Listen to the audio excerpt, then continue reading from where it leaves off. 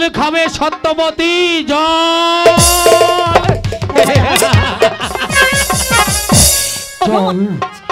একটি কথা বলবো মহারাজ। মহারাজ, আমি কি একটিবার জানতে পারি কোন অপরাধে আমার খুঁটির সাথে বেঁধে আপনি আমাকে কারাগারে বন্দি করেছেন? বলুন মহারাজ, বলুন। জানতে চাও কেন তোমার স্বামীকে আমি ওই ঘরের খুঁটির সাথে বেঁধে তোমাকে অন্ধকার কারাগারে আমি নিয়ে এসেছি? তাহলে শোন, আমি শুনেছি ওই ভগবানের আজ্ঞাবহ দূত বিধাতার মুখে তোর ওই গর্ভজাত সন্তান এই পৃথিবীতে এসে আমাকে নিধন করে আমার সিংহাসন কেড়ে নেবে, কিন্তু না, আমি হতে দেব না।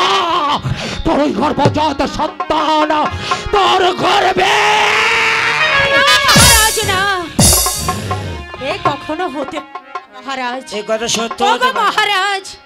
আমি তো আপনার রাজ্যের প্রজা, দিন ভিখারি।